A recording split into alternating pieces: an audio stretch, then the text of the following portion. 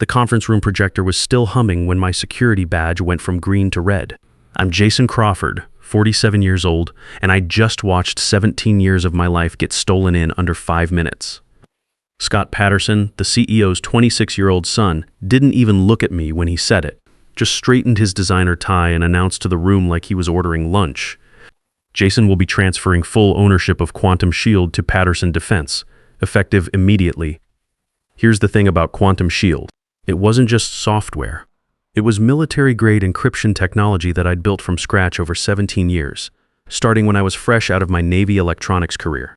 Every algorithm, every security protocol, every line of code that made it the most advanced quantum encryption system protecting half our defense contracts.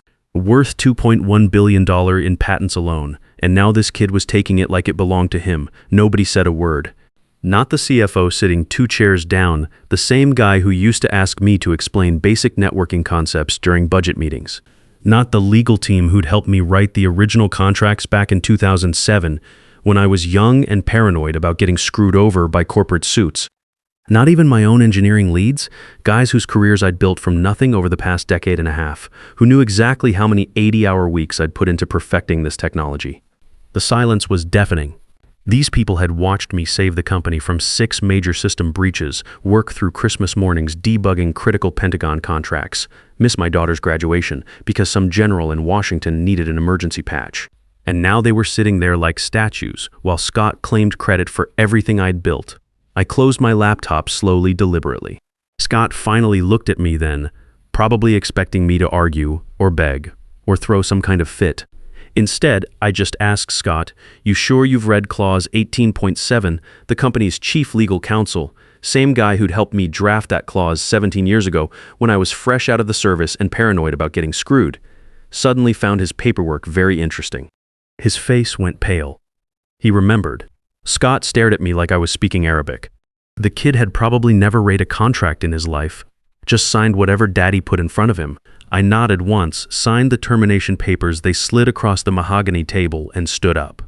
But before I left the room, I stopped at the door and looked back at all those faces, some embarrassed, some relieved they weren't in my shoes, most just blank. "Enjoy your moment," I said, looking directly at Scott. "Dawn isn't far away." You know what's funny? Scott had no idea what I meant. None of them did. But the old legal counsel's hands were actually shaking now. He knew exactly what Clause 18.7 was about. See, back in 2007 when I first joined Patterson Defense, fresh out of my Navy electronics specialist training in the Gulf War, the company founder Richard Coleman and I had written some pretty specific language into my employment contract. We were both veterans back then, him Army, me Navy, before the company got big and corporate politics took over. Richard understood that the best way to protect real innovation was to build safeguards right into the legal framework. We called it the Mirror Vault Clause. Basically a legal failsafe that required dual authentication for any intellectual property transfer. My digital signature plus federal patent registry confirmation. Without both, ownership would automatically revert to the original creator, me. I'd embedded my own military-grade encryption into every contract signature field I'd ever touched at Patterson. Not because I was planning anything sneaky, but because I'd seen too many brilliant engineers get screwed over by suits who didn't understand the first thing about what they were stealing. My Navy training had taught me to always have backup systems, redundant protocols. In the service, redundancy keeps you alive. In corporate America, it keeps you from getting robbed blind. Richard used to say, "Build it right, protect it well." If Patterson ever forgot who actually built their golden goose, the system would remember for them. The elevator ride up to my office felt longer than usual. My badge still worked on floor 18, probably because Scott was too eager to fire me to think about access protocols. Amateur mistake number 1. The kid had never worked a day in his life where details mattered, where one wrong move could cost lives or billions of dollars. My office looked exactly the same as it had that morning. Papers neatly stacked, 3 monitors still glowing with lines of code that now supposedly belonged to someone else. The white lab coat hanging on my chair still had a coffee stain from last week's all-nighter debugging the latest Pentagon contract. A framed photo of my Navy unit sat next to my computer.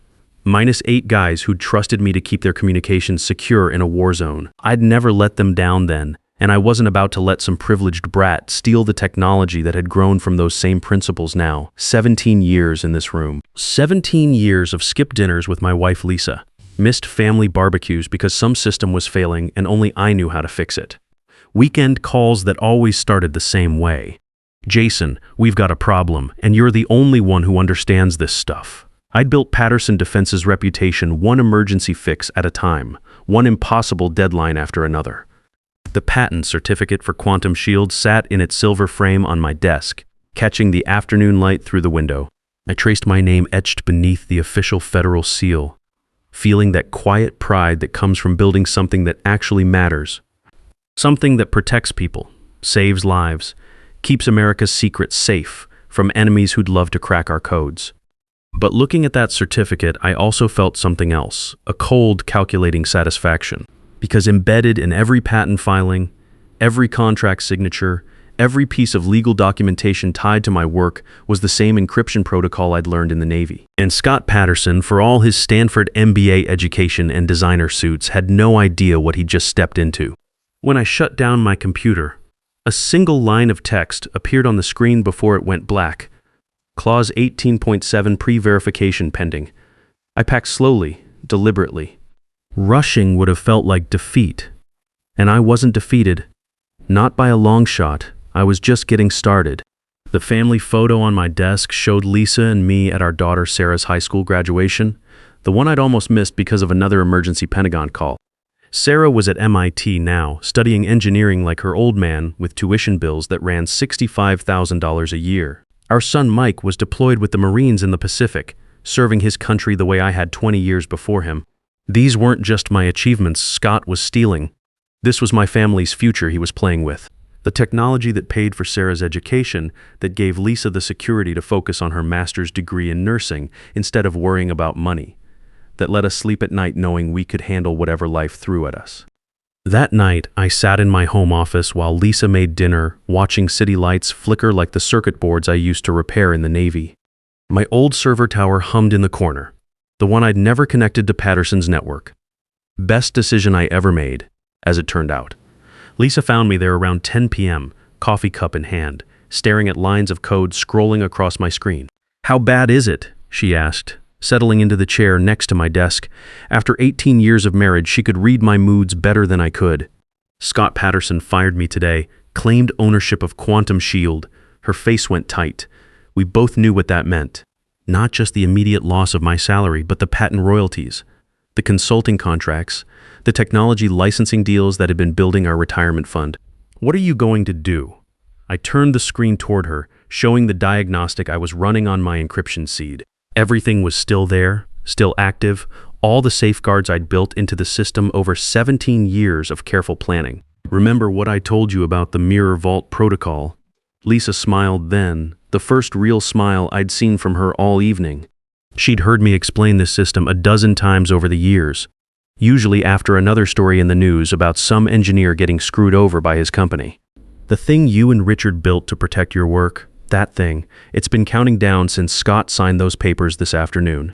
Every Patterson system connected to Quantum Shield is about to learn that their new owner doesn't actually own anything." I opened my terminal and ran a diagnostic on the encryption seed tied to my digital signature. Everything was still there, still active. Somewhere in those algorithms was a dawn trigger, a mechanism that would activate if anyone tried to forge my authorization without proper federal clearance. The countdown had already begun. My phone buzzed around midnight, unknown number. Jason. The voice was shaky, nervous. I recognized it immediately, Steve Martinez from the legal department. Probably calling from a burner phone. "Steve, they don't know, do they, about the clause?" "It's still active. It's counting down," I said, watching the timer on my screen pulse like a heartbeat. "Should hit federal verification around dawn." Jesus Christ. "Jason, they're planning a press conference tomorrow morning. Channel 7, Bloomberg, the whole circus. Scott thinks the transfer went through clean. He's been practicing his speech all evening." I leaned back in my chair, feeling that cold satisfaction spread through my chest again. "Then God help him. Jason, I just want you to know some of us tried to warn them. I told Michael this was a mistake, that there were legal complications they didn't understand, but he shot down anyone who questioned his son." The line went dead. Let me tell you something about Scott Patterson. The kid graduated from Stanford with an MBA and immediately got handed a VP title at Daddy's company. Never wrote a single line of code in his life. Never stayed late fixing a system crash that could cost the company millions. Never had his phone ring at 3 a.m. because a government contract was failing and only he knew how to save it. But he sure knew how to wear expensive suits and talk to investors about synergistic paradigm shifts and next-generation technological convergence. Corporate speak for I have no idea what I'm talking about.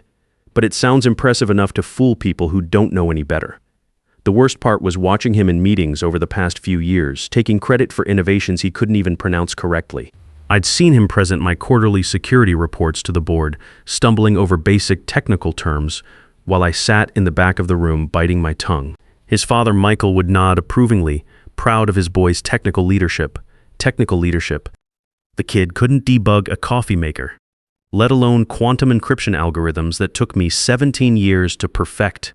The next morning, I drove to the little cafe on the ground floor of the Patterson building. Call it morbid curiosity, but I wanted to watch Scott's big moment up close. Plus, I figured I owed it to myself to see this thing through to the end. The place was half empty, filled with the usual crowd of office workers, grabbing overpriced coffee before another day of meetings they didn't want to attend. The TV above the counter was tuned to the local business channel, sound turned low. Most people were scrolling their phones, checking emails, getting ready for jobs that didn't matter nearly as much as they thought. At exactly 9 a.m., there was Scott on screen, standing behind a podium with the Patterson Defense logo gleaming behind him. He looked every inch the confident young executive pressed Navy suit that probably cost more than most people make in a month, perfect hair that had never seen a hard hat or a cramped server room, that practiced smile that screams trust fund baby who's never worked for anything in his life. Today, he announced to the cameras, his voice carrying that rehearsed confidence of someone who'd practiced this speech in the mirror, Patterson Defense proudly confirms that we now hold complete ownership of Quantum Shield, the revolutionary encryption system that will define the future of global security. The small crowd in the cafe looked up from their phones, mildly interested. Most of them probably worked in the building, knew the company's reputation. Some even knew me by sight. The guy who'd been running up and down those elevators for 17 years, fixing their problems, keeping their systems running. I ordered a black coffee and found a table by the window where I could see both the TV and the street outside. The bitter taste seemed appropriate for the occasion. This breakthrough represents 17 years of collaborative innovation, Scott continued, and I nearly choked on my coffee. Collaborative? Right. Under Patterson Defense's guidance, this technology will now reach its full potential in protecting America's most critical infrastructure. The ticker at the bottom of the screen read, Patterson Defense stock jumps 15% on technology acquisition news. Here's what made me angry. Not just the theft itself, I'd been expecting that for months. Watching Scott circle my work like a vulture. What made me furious was the way he was selling it. Scott was up there talking about patriotism and national security, wrapping himself in the flag while claiming credit for work that had cost me 17 years of my life. Work that had grown directly from my service to this country. The worst part, he actually believed his own garbage. You could see it in his eyes, that absolute certainty that he deserved this, that his last name made him entitled to other people's achievements. This was a kid who'd never spent a night in a foxhole wondering if the enemy had cracked your encryption codes. Never had to look a soldier's family in the eye and promise them the communications system you built would keep their loved one safe. Around 10:30, my phone started buzzing with messages. Former colleagues, mostly junior engineers who'd worked under me over the years. Is it true? Did you really sign over Quantum Shield? Heard you got fired? What's the real story? Scott's claiming he led the development team. We know that's complete garbage. My wife saw the news. She's asking if we should be worried about our jobs. I didn't reply to any of them. What was the point? In a few hours, the truth would speak for itself. Besides, these were the same people who'd sat in that conference room yesterday and watched Scott steal my work without saying a word. They'd had 17 years to speak up about who really built that technology. The invitation arrived by courier that afternoon, printed on thick paper with gold embossing that probably cost more per sheet than most people spend on lunch. An appreciation dinner for legacy contributors to the Quantum Shield project. Legacy contributors? Like I was some retired consultant who'd helped out years ago, not the guy who'd invented the whole damn thing from scratch. The restaurant they'd chosen was exactly what you'd expect from people like the Pattersons. Crystal chandeliers, marble floors, wine list longer than most people's resumes, the kind of place where they charge you $40 for a steak you could get for $12 anywhere else just because they serve it on fancy plates. I wore my best suit, charcoal gray, nothing flashy. If you're going to watch someone hang themselves with their own rope, dress appropriately for the occasion. "Jason," Scott greeted me at the door like we were old friends, like he hadn't just stolen my life's work 12 hours earlier. "So glad you could make it. After all, none of this would have been possible without your foundational contributions." He wanted that word to hurt. Foundational. Like I'd laid some bricks and moved on, instead of designing and building the entire structure from the ground up. "Appreciate the invitation," I said, shaking his hand firmly, "and the acknowledgement. Both are pretty rare these days." The dinner table seated 16 people. Scott at the head like a king holding court, his father Michael to his right looking proud as punch. The new legal team spread around the table like bodyguards protecting their investment. A few board members, some investors, the usual collection of corporate climbers who show up whenever there's success to celebrate and credit to claim. I took a seat near the middle, close enough to hear everything, positioned where I could see everyone's faces when the show started. And it was going to be quite a show. The champagne was Dom Perignon, probably $400 a bottle. Michael stood up first, raising his glass with the practiced gesture of a man who'd made a lot of victory speeches over the years. "To the next generation," he declared, voice carrying across the dining room, "to innovation, to leadership, and to the Patterson family legacy." Everyone raised their glasses. I lifted mine but didn't drink. Figured I should stay sharp for what was coming. Scott stood next, grinning like he'd just won the lottery, which in his mind he probably had.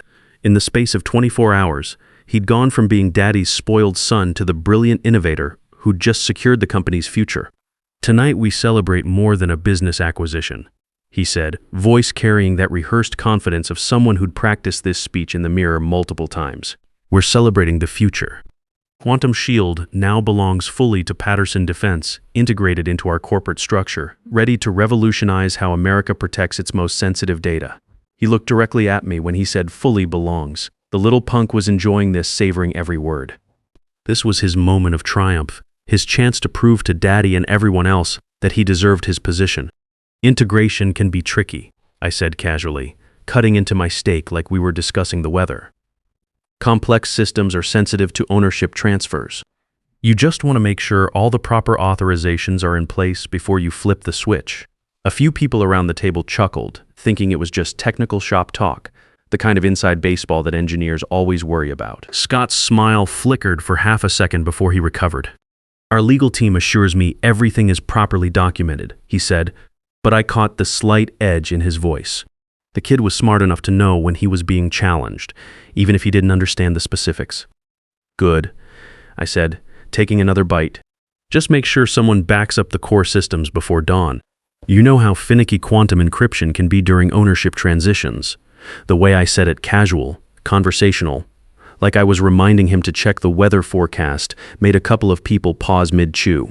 Something about my tone, maybe, or the way I emphasized the word dawn. Michael Patterson was watching me now, probably trying to figure out if I was making some kind of threat or just offering technical advice. Truth is, it was both. Dinner continued with the usual corporate small talk, market projections, expansion plans, industry gossip. I answered the polite questions about my transition plans with standard responses about consulting opportunities and taking some time off to consider my options. What I didn't mention was the 17 years I'd spent building safeguards into every system I'd ever touched at Patterson Defense. Call it paranoia, call it professional insurance. Either way, Scott Patterson was about to get a very expensive education in intellectual property law. Halfway through dessert, a server appeared at Scott's elbow with a cream-colored envelope. Federal letterhead, official seal, the kind of mail that makes corporate executives break out in cold sweats and start calling their lawyers at midnight. Urgent delivery for Mr. Scott Patterson, the kid said, looking nervous about interrupting such an important dinner. Scott frowned, probably wondering who'd track him down at a private celebration. He tore open the envelope with the confidence of someone who'd never received bad news from the federal government, and I watched his face go from confusion to concern to something approaching panic. "What is it?" Michael asked, leaning over to read the document. Scott cleared his throat, trying to keep his voice steady for the benefit of the investors and board members who were suddenly paying attention.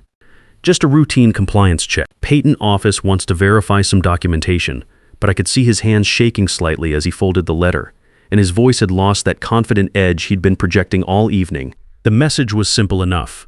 Federal Patent Registry requires immediate verification of signature authorization for patent number US 11,204,847. Discrepancies detected in ownership transfer documentation. Verification must be completed within 12 hours or ownership will revert to original patent holder. That was the beauty of Clause 18.7. It wasn't some hidden backdoor or illegal hack. It was completely legitimate legal protection that I'd built into my original employment contract.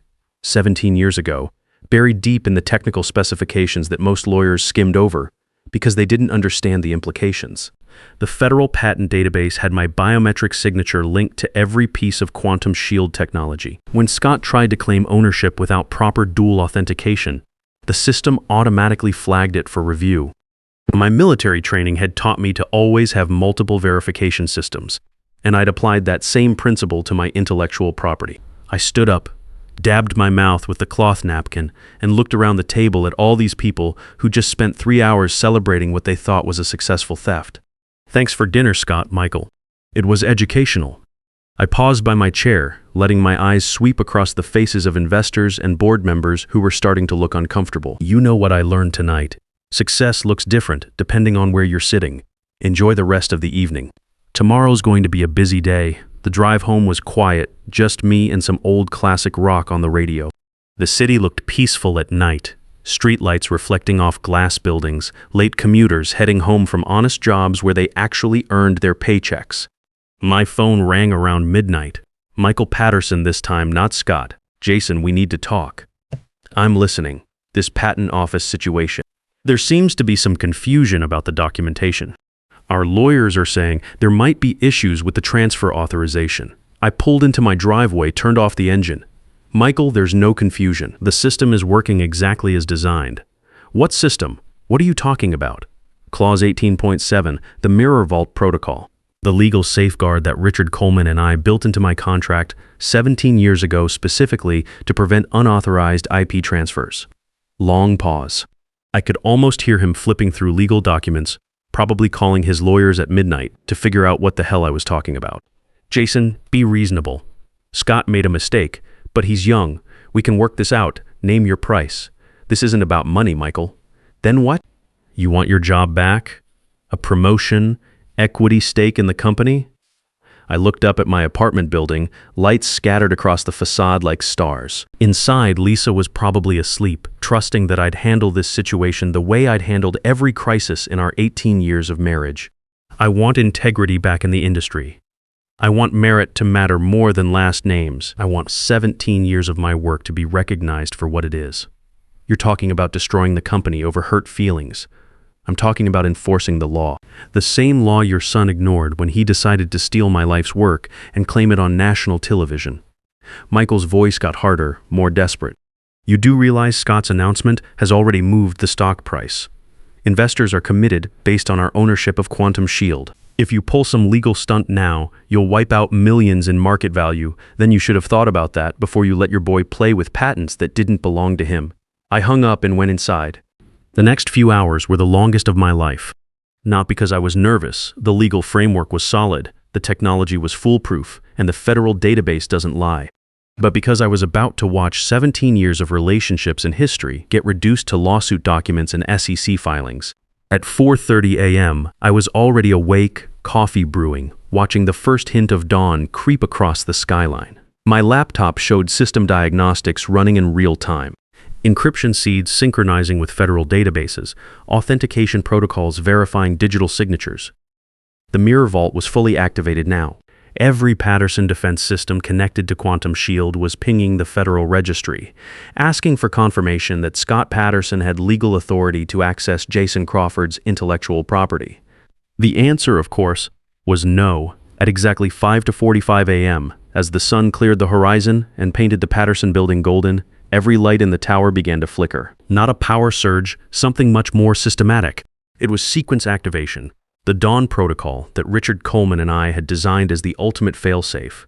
triggered only when someone tried to steal patented technology without proper authorization. I finished my coffee and got dressed. Time to watch justice work the way it was supposed to. Inside the Patterson Tower, Scott was probably standing in the main conference room getting ready for another press briefing, maybe practicing his follow-up speech about how Patterson Defense was now the undisputed leader in quantum encryption technology. Then the screens went dark. Every monitor in the building flashed white, then displayed the same message in bold black letters: license revoked. Federal Registry override activated. Authorized owner, J. Crawford. I didn't need to be there to know what happened next. 17 years of Scott's collaborative innovation vanished in about 90 seconds. Every system, every contract, every piece of technology tied to my patents automatically locked down pending federal review. The ripple effect moved faster than any human could react. Government networks first, the ones using Patterson's encryption for classified communications, then financial institutions, then the defense contractors that Scott had been bragging about on national television just yesterday. Within 15 minutes, every major client using quantum shield technology received the same automated message: service suspended pending ownership verification. Contact Federal Patent Office for details. My phone started ringing around 6:15 a.m. Michael again, but this time his voice was pure panic. Jason, what did you do? The stock is crashing. Everything's frozen.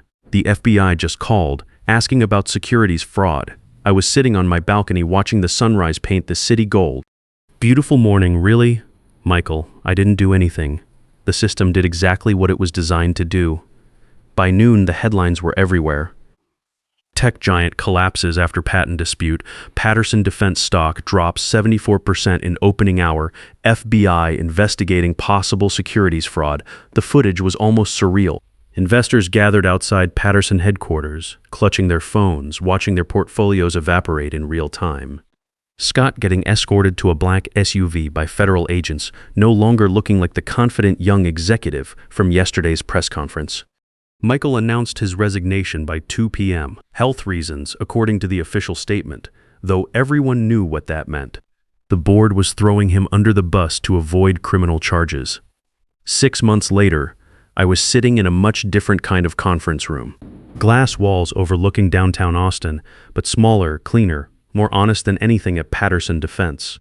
The nameplate on the door read Crawford Security Systems. Alex Rodriguez sat across from me, the junior engineer who'd followed me out of Patterson when everything collapsed. Kid had real talent, just needed someone to believe in him the way Richard Coleman had believed in me. The Department of Defense contract came through, Alex said, sliding a folder across the table. $2.6 billion over 7 years. They want the next generation of quantum shield technology for the new satellite defense network. I opened the folder, scanned the numbers. It was more money than I'd ever imagined when I was 30 years old, starting out at Patterson with nothing but a Navy background and some big ideas about quantum encryption. What about the expansion proposal? I asked. Pentagon loves it. They're talking about an additional $4.2 billion for the international security framework. Seems like everyone wants Jason Crawford technology now that they know who actually invented it. My computer chimed with a new email. Subject line: Federal Innovation Award, Lifetime Achievement Recognition. The message was from the Patent Office officially recognizing my contributions to national security technology. 17 years after I'd started building Quantum Shield in a cramped lab at Patterson Defense, the federal government was finally acknowledging who actually deserved the credit. I forwarded the email to Richard Coleman with a simple note: built it right, protected it well. His reply came back 5 minutes later: proud of you, son. Justice took its time, but it got there. That evening I called Lisa from my new office. Sarah had just gotten accepted into MIT's graduate program with a full scholarship. Mike was coming home from deployment next month, safe and sound. The medical bills that had been keeping us awake at night were finally manageable. How does it feel? Lisa asked. I looked out at the city below, thinking about Scott Patterson working at his uncle's insurance company in Phoenix, probably learning what it felt like to earn a paycheck instead of inherit one. Michael had retired to Florida, keeping a low profile while the SEC finished their investigation. It feels like justice, I said, not revenge. Justice, looking back now, the whole thing wasn't really about getting even. It was about truth, about making sure the people who create things get credit for creating them. about proving that integrity and patience can beat arrogance and entitlement even when the deck seems stacked against you. Sometimes justice doesn't come with sirens and handcuffs. Sometimes it comes quietly, like the sunrise, changing everything without making a sound. And sometimes, if you build your safeguards right and wait for the perfect moment, the truth protects itself. The real victory wasn't destroying Scott Patterson. It was proving that 17 years of honest work will always triumph over 5 minutes of entitled theft. In the end, the best revenge isn't getting even with people who wrong you. It's building something so solid that when they try to steal it, they destroy themselves.